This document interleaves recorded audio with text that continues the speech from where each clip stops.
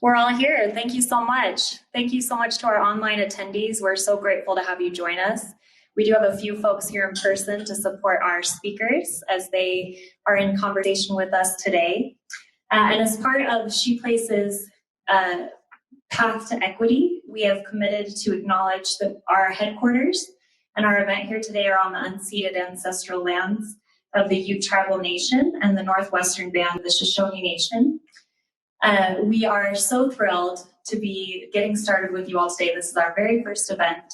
My name is Madison Limansky. I am the COO of ShePlace, and I am thrilled to introduce to you our event sponsor, Rachelle Morris, Senior Banker at JP Morgan Private Bank.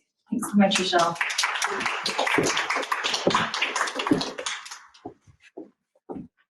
Hello, hello. It is just so great to be here this evening. As Madison just said, my name is Rachelle Morris, and I am a senior banker with JP Morgan Chase's private bank located in Salt Lake City, Utah.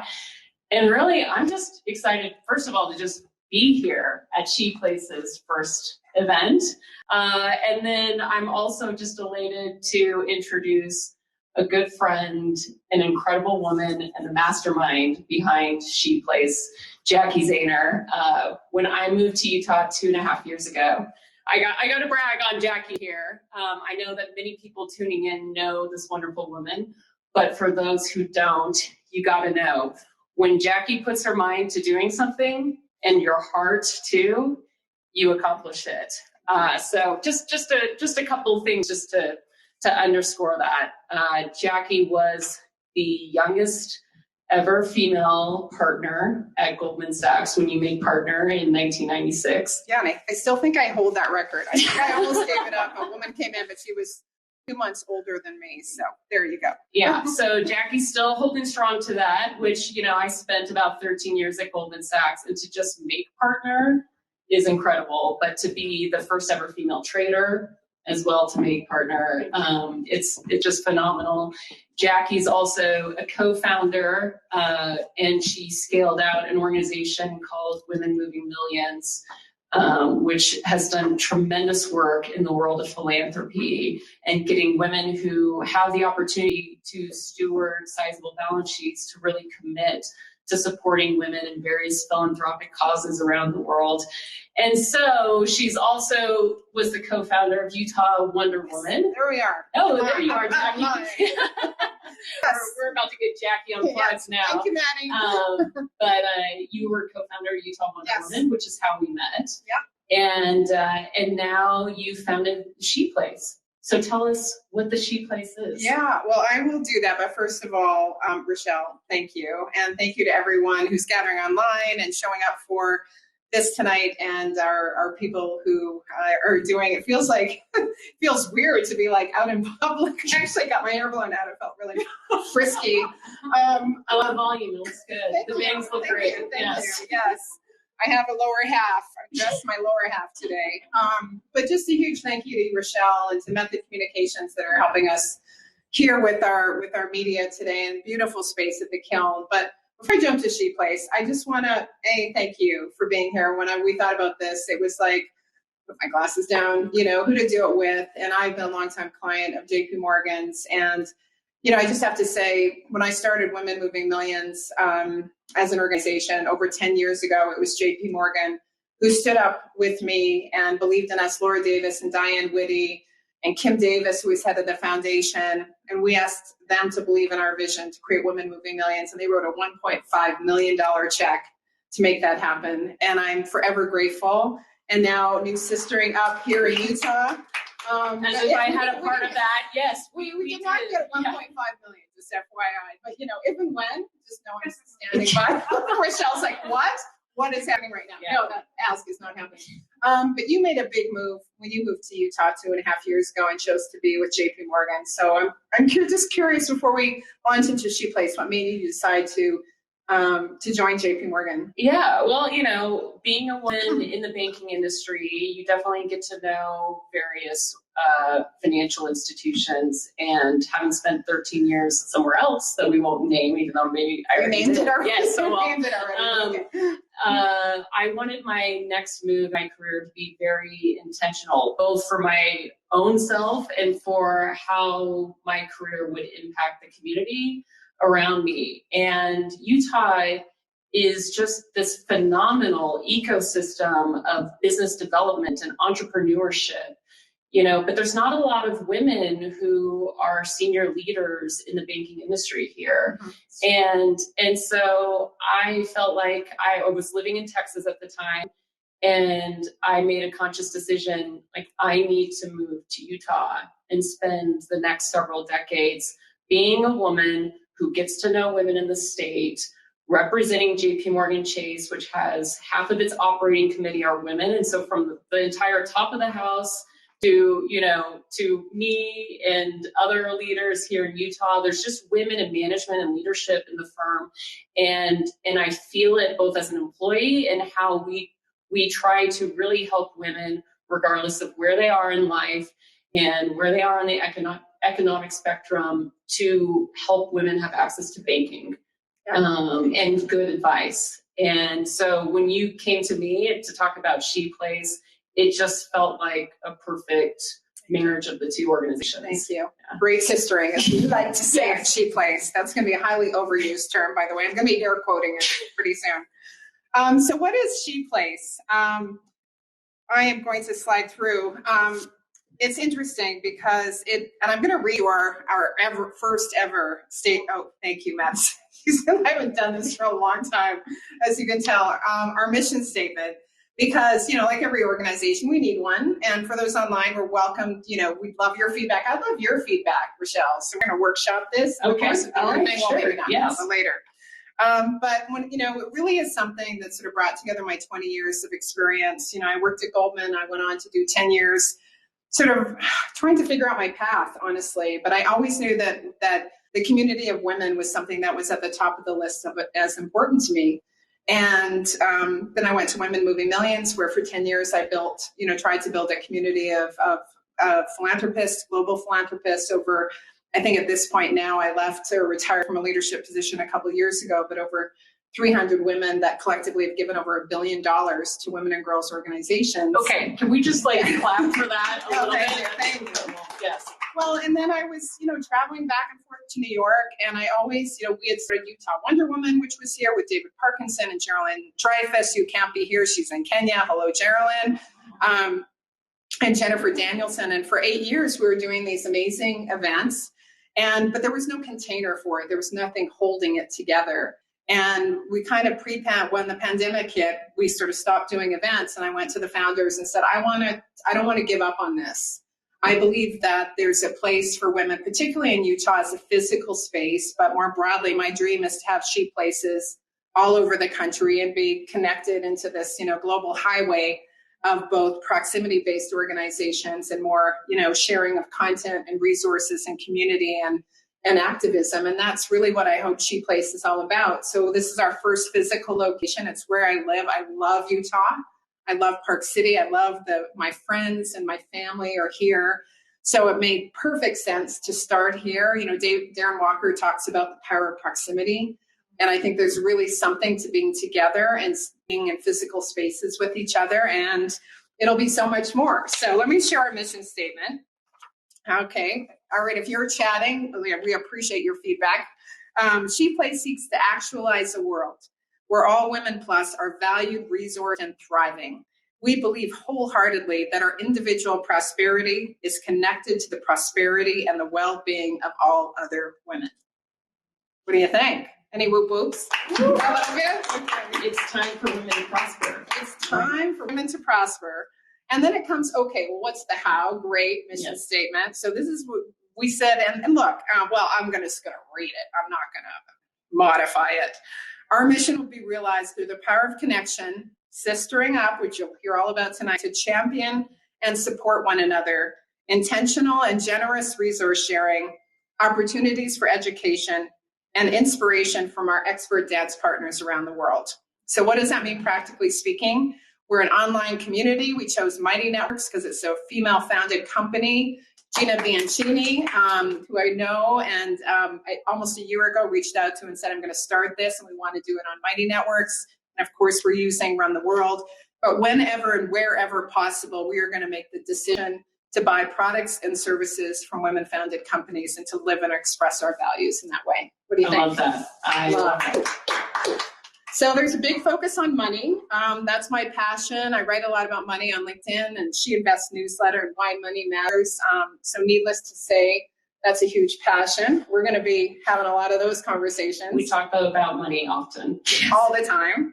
And I just want to share a quote. I recently wrote a very long piece about Melinda French Gates, Lorraine Powell Jobs, and Mackenzie Scott, three women that are sort of, wow, women billionaires that I think are not only going to change the landscape of philanthropy, but I hope the investing as well.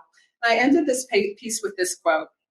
If ever there comes a time when the women of the world come together and use their money with great intention for the benefit of humankind, it will be a force such as the world has never seen.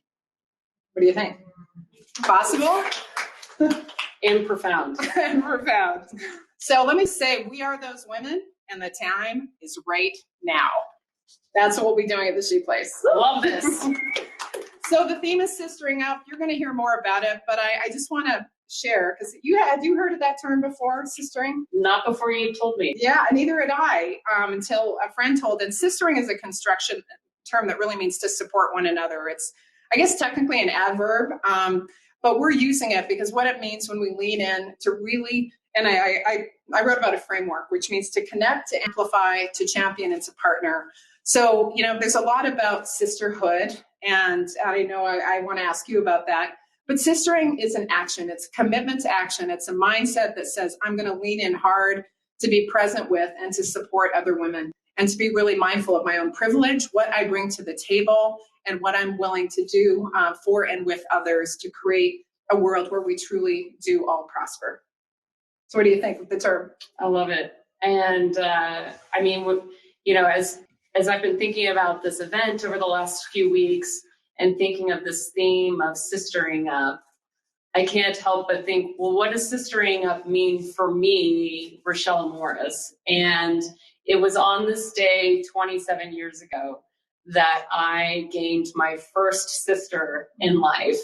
And her name is Madeline. And I'm lucky enough to have two other sisters named Marcia and Marielle. And but at 9 years old, Madeline changed my life. There is something remarkable. I had brothers, and brothers are great.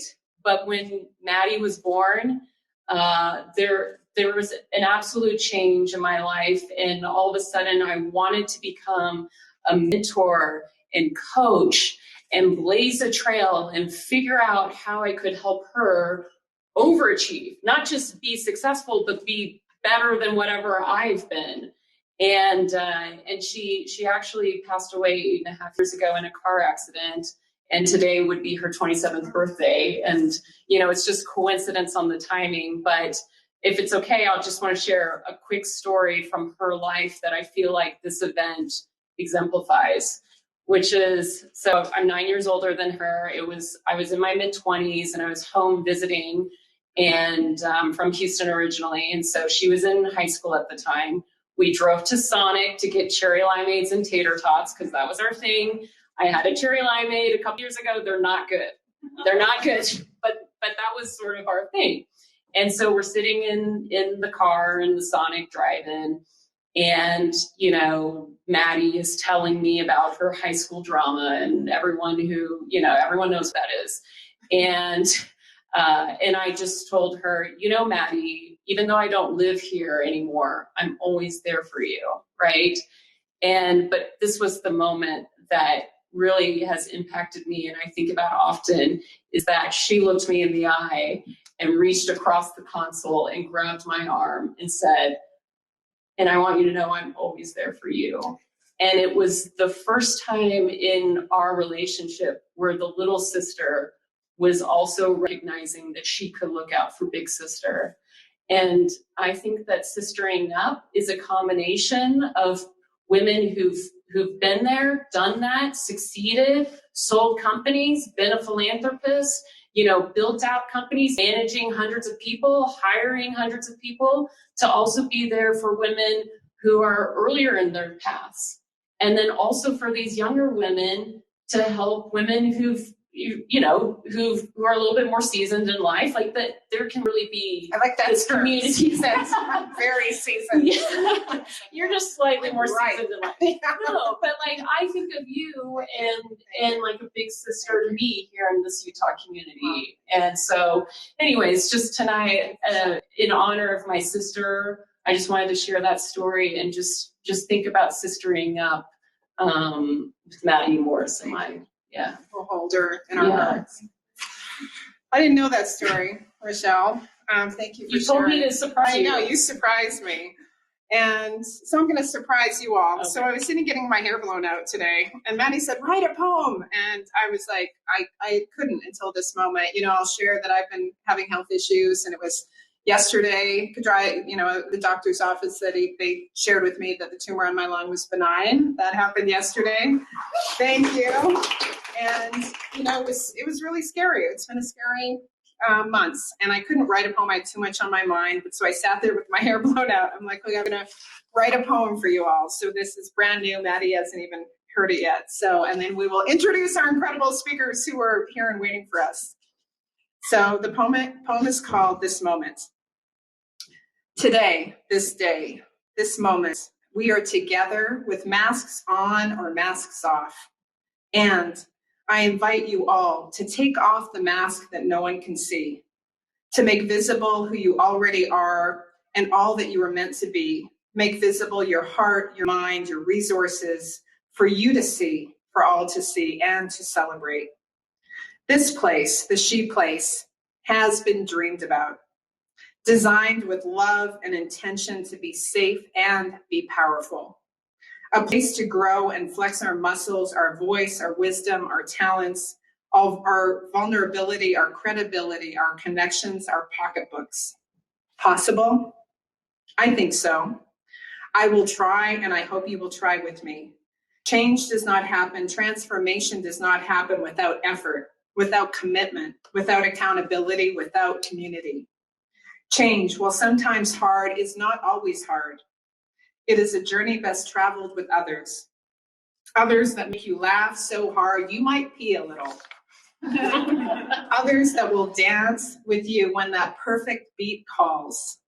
Others that can sit with you in the dark place where you may need to be for a bit.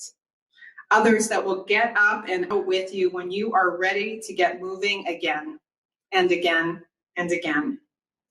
Today, this moment, we are together. We are indeed moving. Welcome to ShePlace. Okay, totally went over.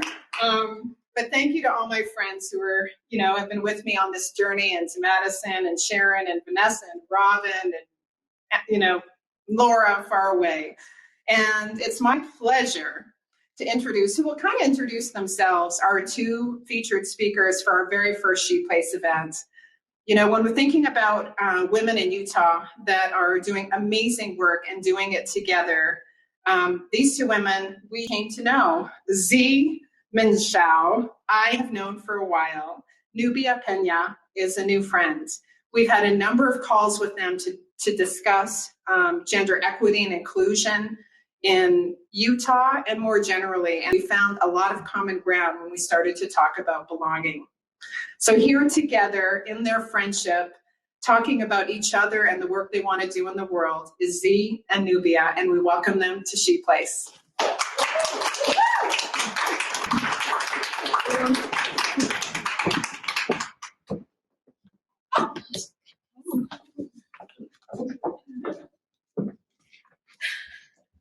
I didn't know it was going to be emotional right off the bat. Like that, you had me in tears, Rachelle, and thank you for honoring us with that story of your sister. What a beautiful way of recognizing what it means to be women and what it means to support each other. So thank you for that gift.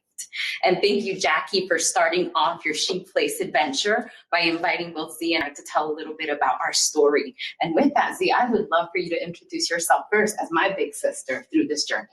Thank you, my little sister.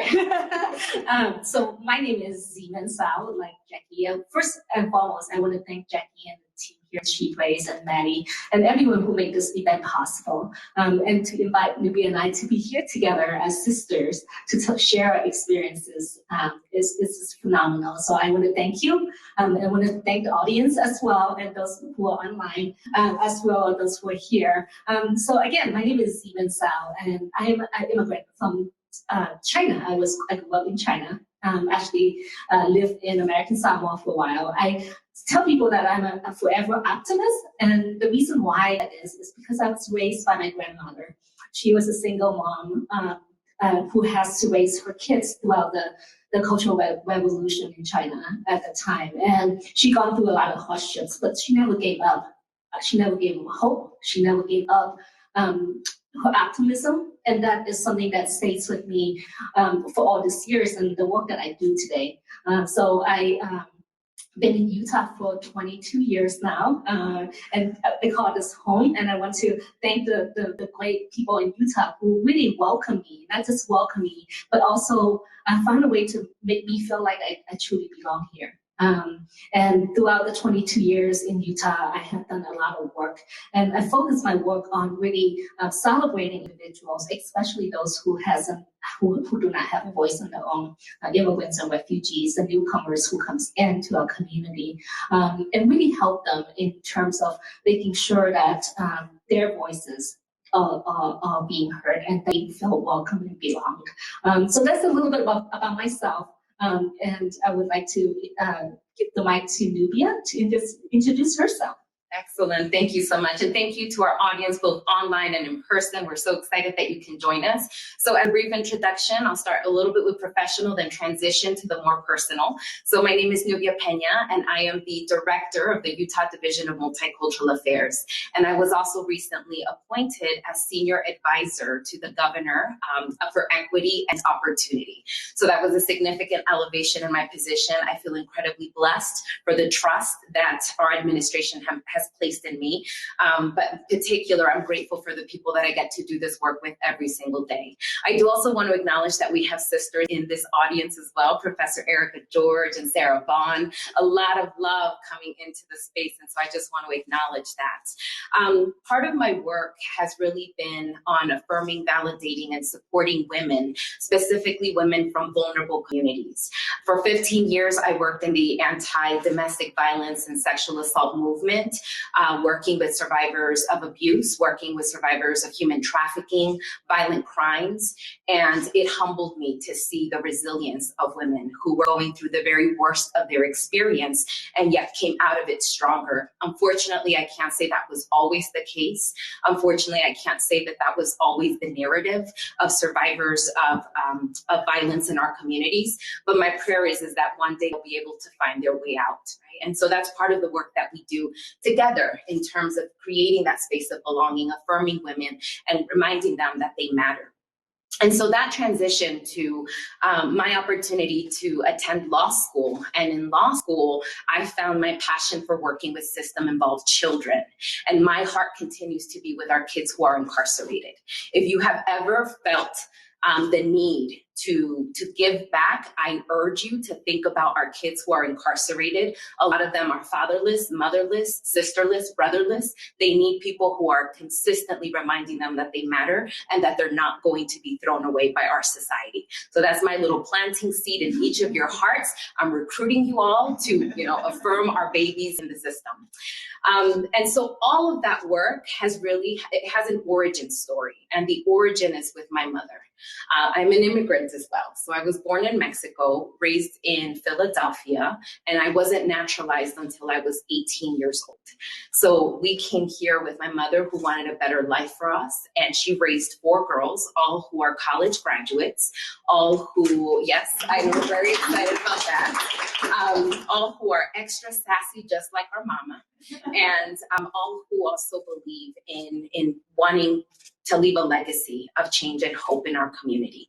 And so I pray that if my mom is watching, she knows that, she has raised me right. And I hope I make her proud with every choice that I make moving forward. So with that, I think it'd be important for us to transition, Z, to a little bit about how you and I met and how our sister relationship developed. So how did that happen? Yeah, absolutely. And this is really a funny story because I haven't seen Nubia for a year and a half now. And our relationship really has developed through 7 a.m. phone calls, 7:30 a.m. phone calls, every morning, Monday to Friday. And of course, our other dear brother who's not here today, Byron Russell, was with us. And I think it was fate. I would say that it was fate that brought us together as sisters. And through that experience of just getting to know you, Nubia, as you are as a person, and I think as shared values is so important, right? And lived experiences of who we are and really seeing each other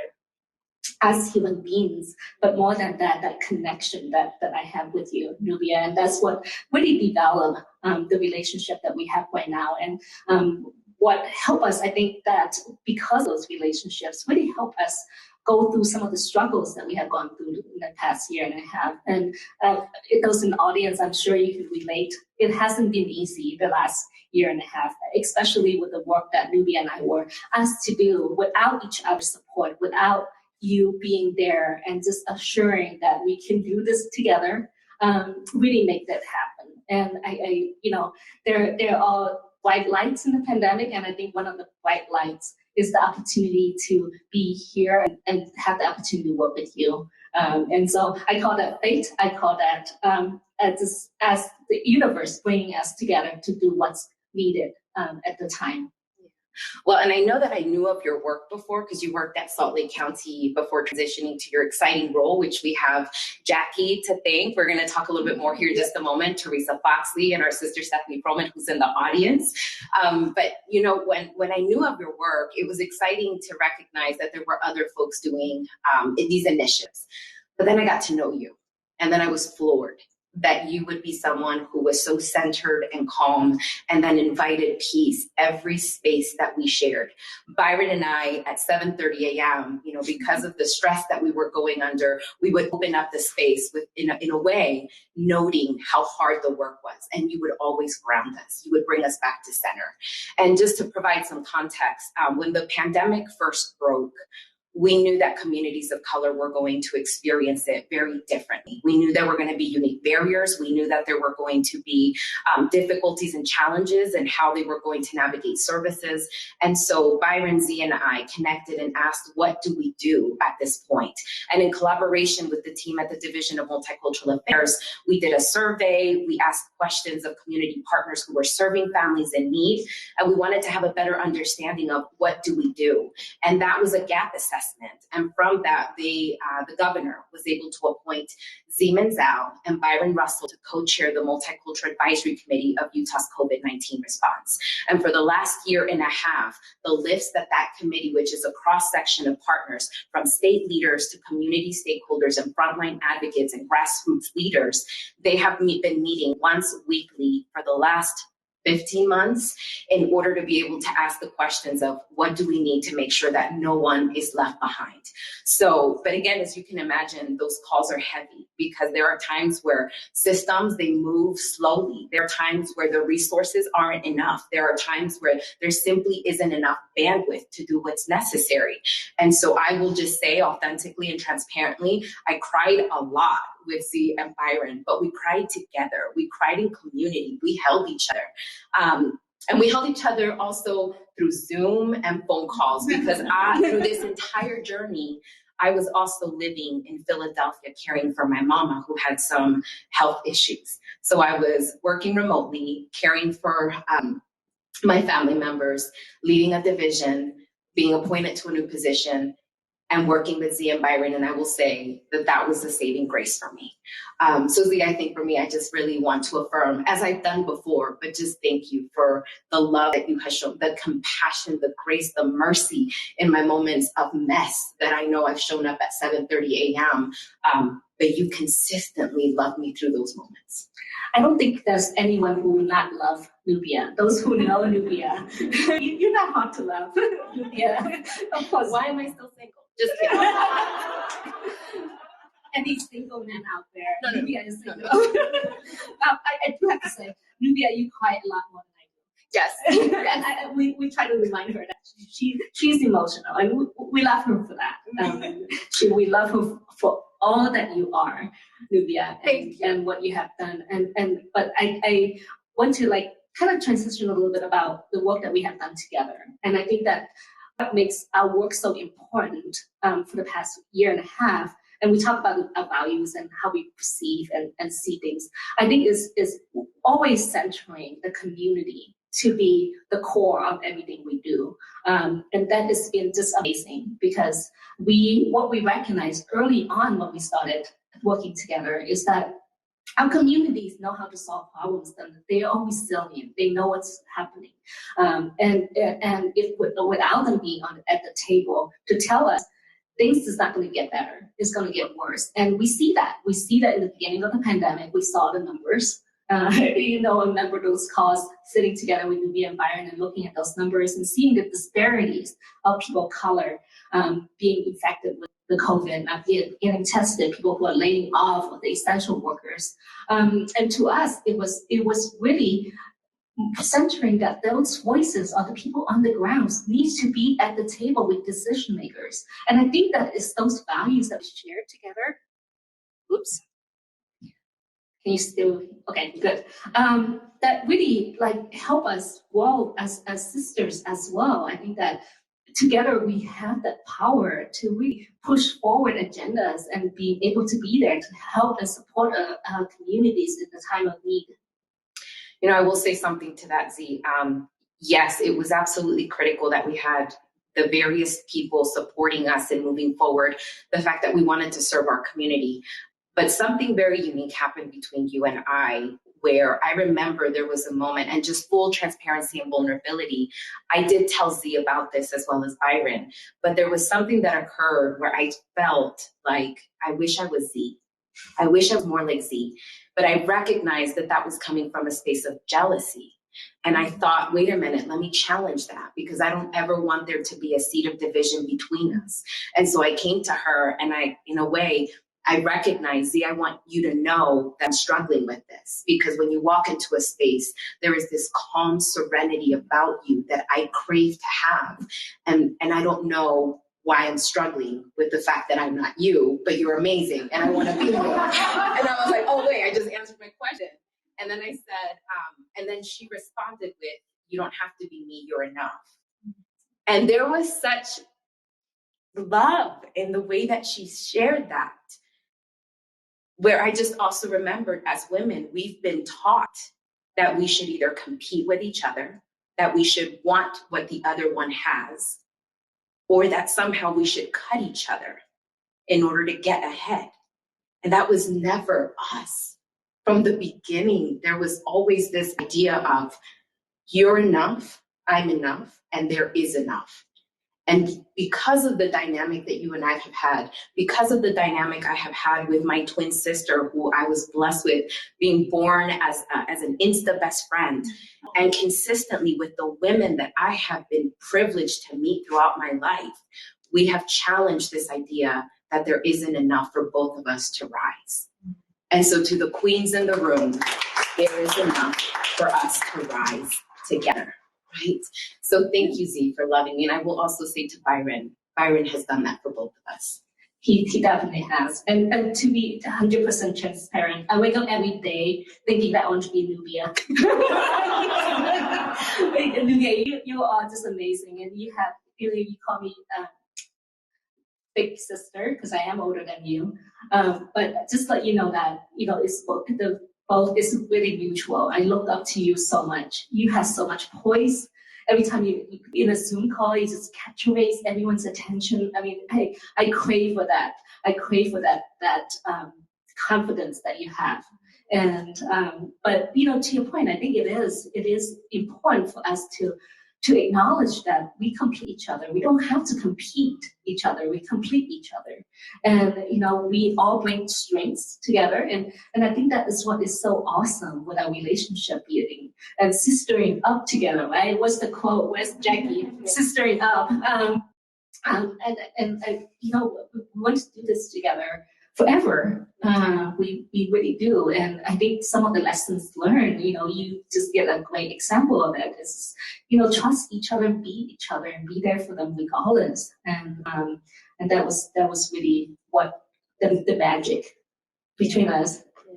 Well, the fact that we knew we each carry different strengths, but that was trust. It was investing in our relationship. It was consistently seeing and affirming the approach. We have very different approaches, y'all. I want to just rush in and get things done in a way that sometimes doesn't have the strategy that's required.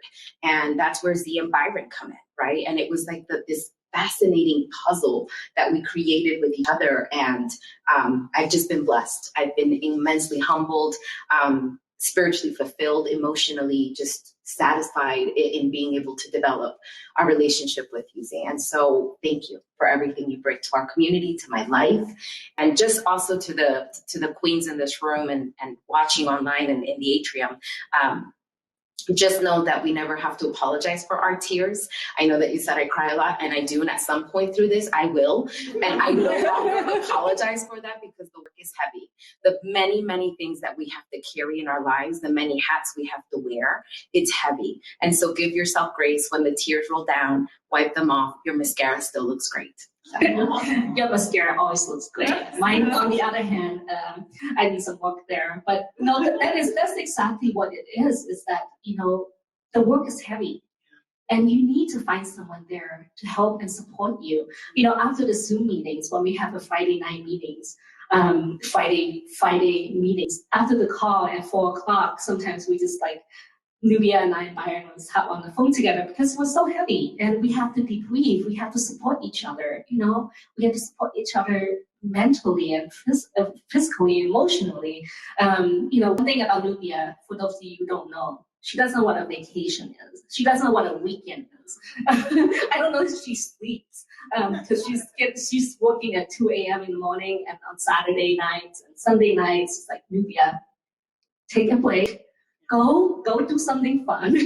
So just being there with each other, I think, is so important. And I just can't say enough how much you've been there for me throughout this 15 months. And to see you in person after all this time together today, I saw her in person today, after 15 years apart. 15 months, it seems like 15 years, 15 months apart. It was so awesome to just you are real. I'm not imagining you. I actually have a sister. And so it's so great. Yes. Well, before this starts to happen, we're gonna wrap it up so we can open it up for questions, because we're really excited to hear from some of you, and especially if there's an opportunity to listen to some of your sister up experience or your sistering up experiences. But I will just quickly mention that my hope is that as the ShePlace continues and as women are invited to share this platform and engage in conversations about what it means, that we are talking about resource sharing. We are talking about creating spaces where we are inviting this idea of difference being beautiful, right? Z and I could not be more, we're immensely different, right? I am sparkles and unicorn, and you are just this beautiful, peaceful waterfall, right? Just our personalities are vastly different, and yet we fit. And so to that point, let's try to redefine what community means. Let's try to consider who's missing from our circles that challenge us. Let's try to consider who else would be able to potentially amplify and elevate our genius, right? Because that's what's happening every day on those 7:30 a.m. calls. We have collective genius because we each think and feel so differently. So to the queens here and those listening, let's redefine community so that it can be more inclusive. It can be more, it can invite belonging, and we can have people who see each other holistically for what they bring and contribute. Anything else on that? See, she's just awesome. That's why I want to be like her. I think everyone, she's so articulate and just, awesome there. No, I agree with you 100%. I think that seeing each other for who they are, I think is the magic there, and being able to willing to accept and be willing to just look at each other's and being able to just, and like I said, we respect each other and accept each other and seeing it and working together in community. I think that's what the ShePlace is all about, right? It's bringing us together to work together to betterment of the community. We cannot survive. We're human beings, and we all feel like we need to belong. And I think that this place that we have, this physical space, and hopefully after in the next couple of months we're able to get together more. But it provides a space for us to be together in community, and especially for women to be together in community is so powerful. It's healing. Yeah. And I would venture to say, and if Byron, you're listening, ignore this. There is certain magic between Nubia and I, because I think that as women, we understand certain things about each other that I think relates so much more. And not to say that Byron doesn't understand women or any of that, but I think that there is a special bond between us as sisters. Yeah. There has definitely been those moments where I can speak frankly about my insecurities, about my fears. And there is nothing quite like being with someone that recognizing it is hard to be a woman sometimes. It is hard to find a space, specifically in spaces where we walk in and it might be male dominated, or predominantly spaces where our voices won't be valued. And so to just know that I can find safety with you, safety with other women who are creating that invitation where they will uplift, that they will instill in you, they will speak life over you, they will break chains of insecurity, and they will consistently declare victory over you, even when victory feels impossible. Those are the women that we must consistently surround ourselves with, and those are the women that I am blessed to have. I'm blessed well. Thank you. Yes. Okay. Well, we have some time for questions. I know that Maddie said 2 minutes, but we want to make sure that we have some time to engage with all of you. So, Maddie, do you want to engage the Q&A now? Sure. Ladies, if you have questions, please just ask, and then we have a microphone outside. So I've got a microphone over here. So if you've got questions, feel free to raise your hand. I'll hold the mic. Okay, see, 你好吗? 你好. Okay, I lived in China in the 1980s. And one of the things that Hillary Clinton used in her campaign, which I heard back then, was women hold up half the sky. Okay, so now you coming to America, what can we as sisters do to make sure that women can hold up half the leadership positions in this country, in this town, in this state, in this country, in this world? Just not for that. Part of it is, I think that we complete each other, not compete with each other. Somebody said that, and that just resonated. Yeah. No, thank you. Thank you for that question. And I think that, I dedicated my career helping immigrants and refugees who are new to the state. And what I have recognized is that oftentimes women are being left behind in this space. And I think it's really important as women to reach out to those newcomers who are coming in. And be able to see them as who they are. I mean, I work with refugee women who's been in the camps for 15, 20 years. And when they first got here, they feel like they don't have any value. But when you look deeper into it and you see them for who they are, and you see their resilience, and you see how much hope they have for themselves, and it is a matter of just having someone come up to them and reach out and say, yes, I see you. And I'm here to help you. You're welcome here and you belong here. So I think that power as a community, all of us here today, has the ability to just go out and be able to make those connections. And I think that I'm really excited with my new role with EDC Utah, Stephanie there, because what I will be doing is engaging the community into those discussions and building a way to know what does it mean to belong. What does belonging means to you?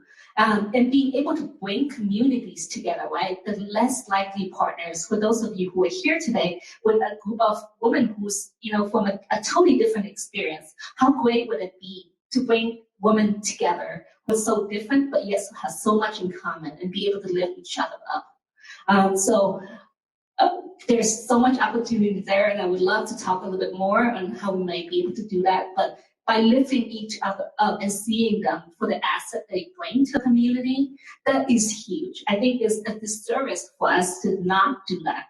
And we do, women will lift half the sky, and we do a lot more than lifting half the sky, I would say. And I would also, if I can quickly just interject, also redefining what leadership looks like, right? I think for a lot of us, we have seen a specific role model or a specific pattern or a framework of what leadership is and should be. But to the point that I was mentioning earlier, when Z walks into a room, there is this quiet sense of authority. It's not necessarily loud or boisterous, and yet I would follow her into any battle, right? And so how do we make sure that we're looking at leaders to not just fit one box, and that we're speaking life over the quiet leaders, the quirky leaders, the sassy leaders, the feisty leaders, right? There's room for all of us, and we each bring something different to the dynamic in a space. And so to that point, at the Division of Multicultural Affairs, we are a small group of 9, and each one of them is so uniquely different. And yet our team works because we play to each other's strengths. And so that's another thing, is that we have to make sure that we're spending time developing one another and understanding what makes you you. How do I affirm you? How do I create space for you to shine? Not in the way that I do, but in the way that makes you feel like you matter. And so creating that space of belonging also requires us to ask people, how do they want to be loved? How do they want to be supported? How do they want to be affirmed? What matters to them? And how do we create those spaces where it's not just a one size fits all, but it's what fits right for you? That is so true. It's just that oftentimes we look at things and we think, because we have resources and we're privileged, we know what is best for someone. And that's not the case. I think it's important to hear from them and engage them in those dialogues and conversations. And I think that listening piece is so important, and lifting up the strength.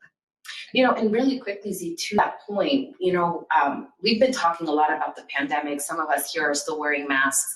We still know that there is quite a ways to go before we can say we put this behind us. But on top of that, we've also had some very heavy emotional current events that have emotionally taxed certain communities more than others. And so part of our leadership should also be to be compassionate to the lived experiences that we are wholly unfamiliar with. So to the women of color who are having to navigate, certain dynamics around police violence, or watching individuals who are harmed because of Asian hate. How do we create spaces where we're not just seeing women, we're also seeing the intersections of their identity? We also recognize it might be that they are mothers, that they are the caretakers in their home. Again, the various parts of what makes us us, we don't just fit in one box, and we can't just check off so that it's easy to approach. We've got to make sure that we're asking people, what do they need to feel loved and seen by us?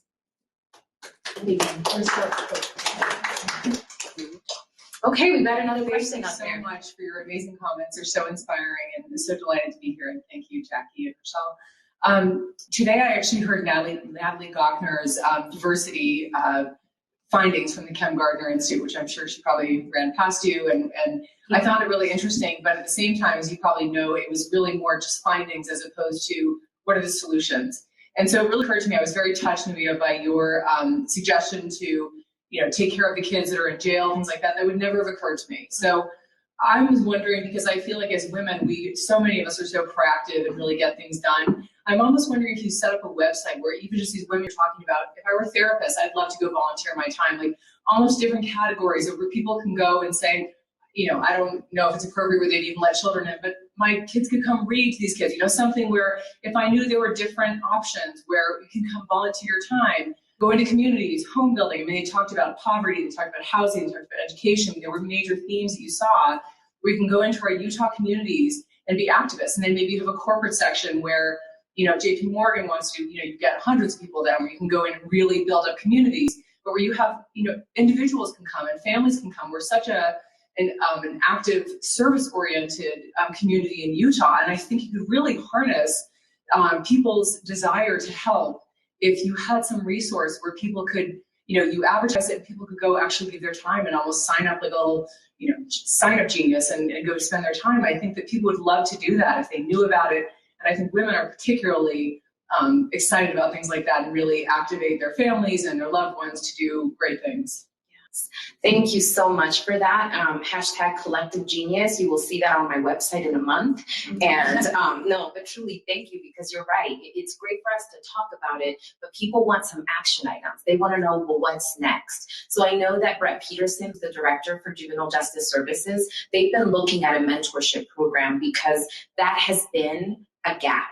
That has been a consistent gap. And it's not just for incarcerated children or system-involved youth. It's also for the children in foster care. And that is, firstly, Abby Cox, that's one of her initiatives, is to make sure that we're bringing awareness to some of the struggles and plights of our kids who are transitioning and aging out of the system and really do not have the same support that is necessary in order to thrive. They have higher likelihood of not going to college, not graduating high school, having substance abuse issues, ending with a criminal record. All of these risk factors, and what they need is a community that sees them, loves them, and makes sure that they cross that finish line. So thank you for the suggestion. I'm taking that to heart. I'm taking that seriously. And so again, just remember, utahmulticultural.gov. Visit us in a month. We will see what we can do. Jackie, I might need your help. Okay. Thank you. We've got another question over here as well. Yes, and then I'll also come back to the fact, so Natalie Gochner, one of our strongest allies, one of our other sisters, the report that she came out with is exceptional. And one of the things we want to do is create some recommendations where we can see those outcomes and inequities close. So if you haven't read the report, please do so, because from the private and public sector, there are some amazing opportunities that we can do in order to be able to close the housing, the healthcare, the education gaps that Natalie's report highlights. So that report would be really, really necessary to read. Yeah, thank you. I just want to add to that really quickly. And in Natalie's report, it highlights the disparities, but it also highlights the assets. And we actually had Natalie spoke at the Multicultural Commission meeting yesterday, right? And one of the assets that Utah has is social capital.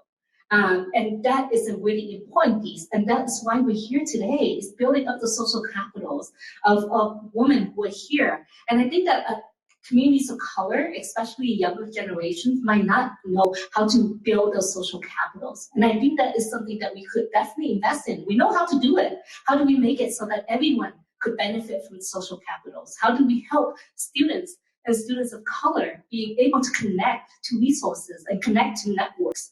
The networks that will really help them to be better. And you know, one of my guests today is Lily Wynn, who's a student at the University of Utah. And so it's great to have her here today and be able to meet amazing women here and sistering up together to be able to do the work.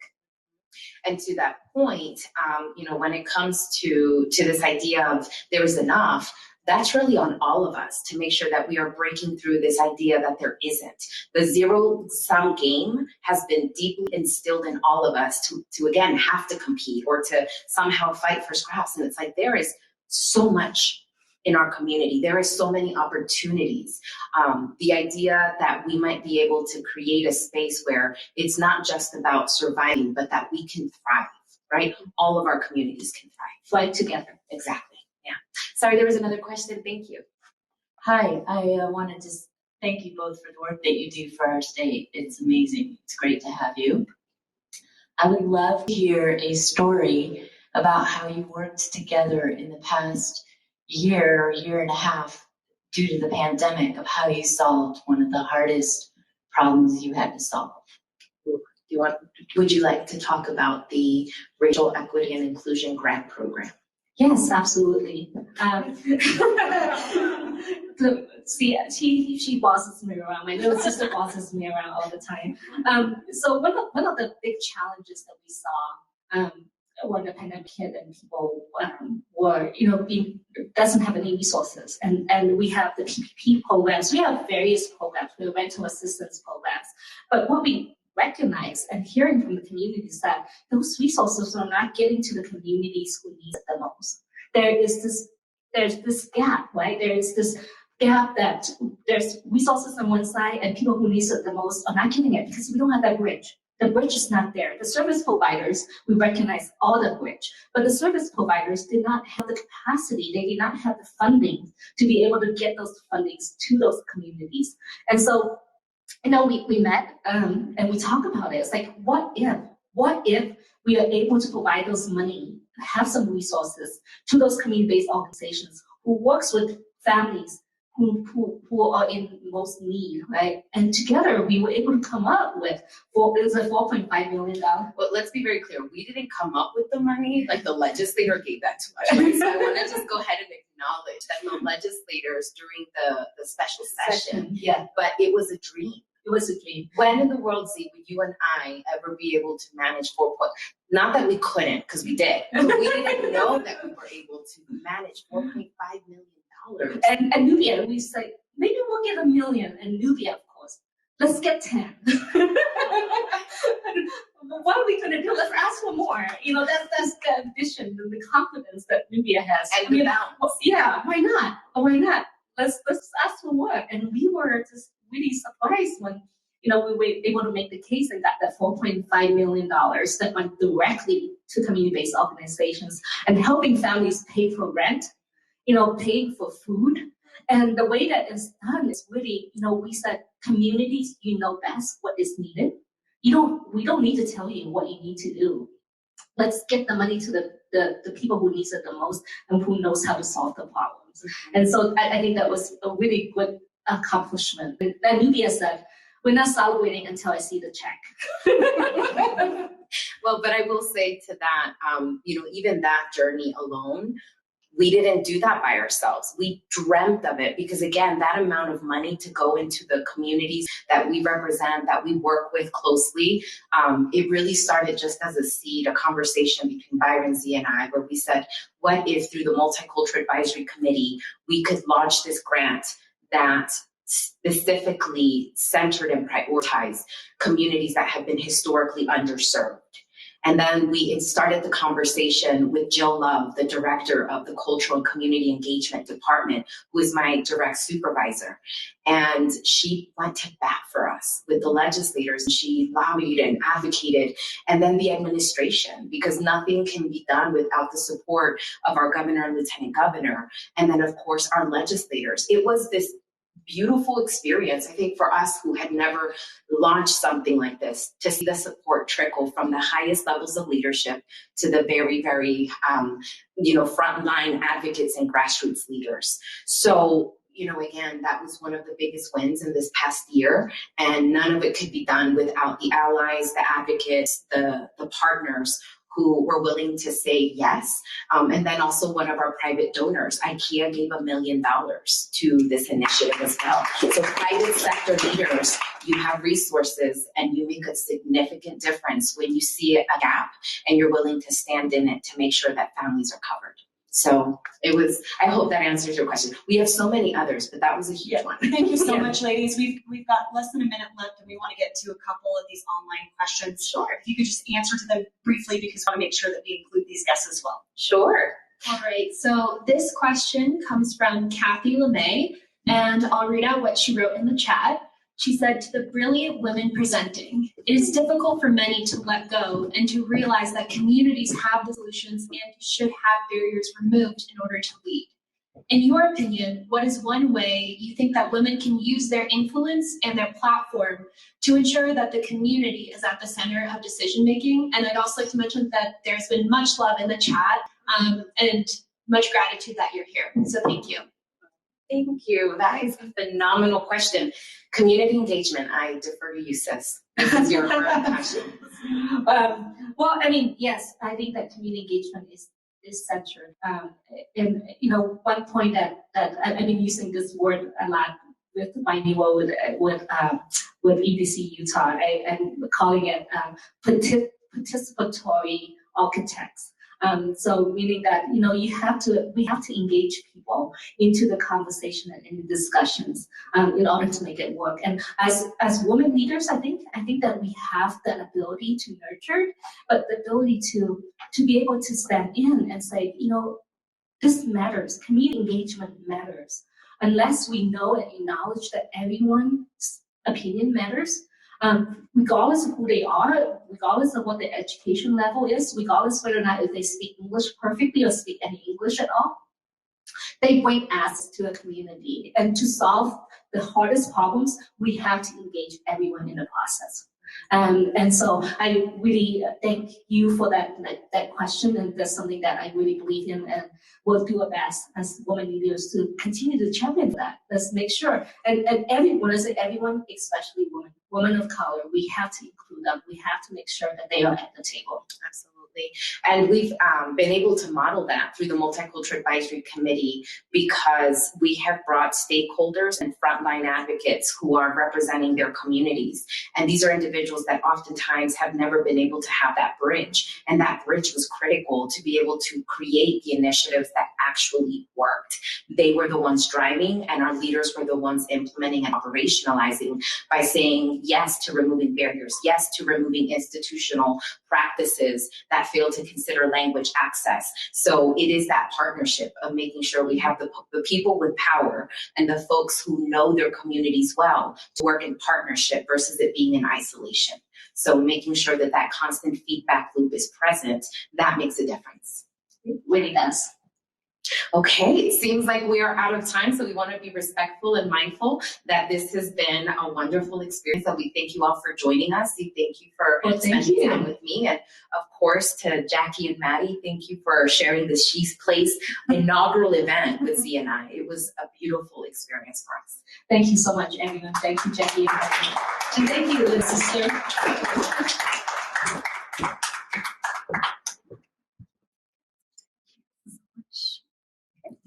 I just want to say thank you and goodbye to our online audience. It's such a pleasure to have you all here. We hope you'll stay connected with us. Follow us on Instagram at the ShePlace. Check out our website, sheplace.com, and join us on Mighty Networks to stay tuned for all that we have up and coming. So thank you so much. That's it for our online audience. Bye.